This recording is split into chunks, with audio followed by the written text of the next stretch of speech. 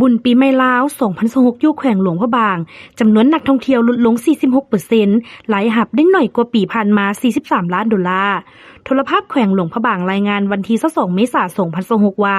แขนงพัฒนาการท่องเที่ยวแผนกวัฒนธรรมและการท่องเที่ยวแขวงหลวงพระบางได้รายงานผลการเก็บกำข้อมูลสถิตินักท่องเที่ยวในระยะเฉลิมฉลองบุญปีใหม่ลาวแต่วันที่ 10 เมษายน 2026 ระยะ 10 วันเห็นว่าภาพรวมของนักท่องเที่ยวมีการเปลี่ยนแปลงอย่างลวงลายเมื่อเทียบในระยะเดียวกันของปีผ่านมาการเปรียบเทียบตัวเลขนักท่องเที่ยวในปี 2026จำนวนนักท่องเที่ยวรวมที่เข้ามาเที่ยวสมหลวงพระบางมีทั้งหมด 68,126 คนเทียบในปี 2025 ที่มีถึง 126,846 คนลดลงถึง 46% ในนั้นนักท่องเที่ยวภายในประเทศมีจำนวน 40,875 คนลดลง 48% นักท่องเที่ยวสากลมีจำนวน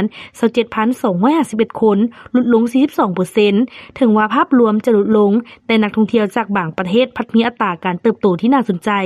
สำหรับ10อันดับนักท่องเที่ยวต่างประเทศที่เข้ามาเที่ยวหลวงพระบางหลายสุดมีคือจีน 2,102 คนเพิ่มขึ้น 105% ไทย 1,207 คนลดลง 75% เวียดนาม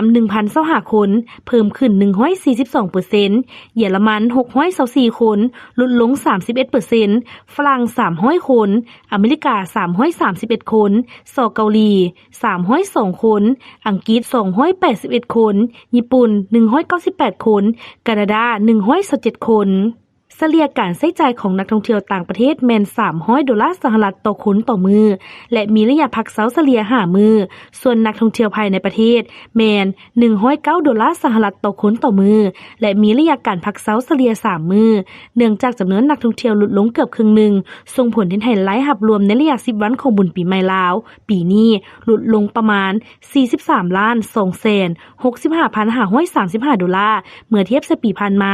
เฉพาะรายรับปี2025บรรลุ $97.5 ล้านแต่ปี2026นี้บรรลุ $54.2 ล้าน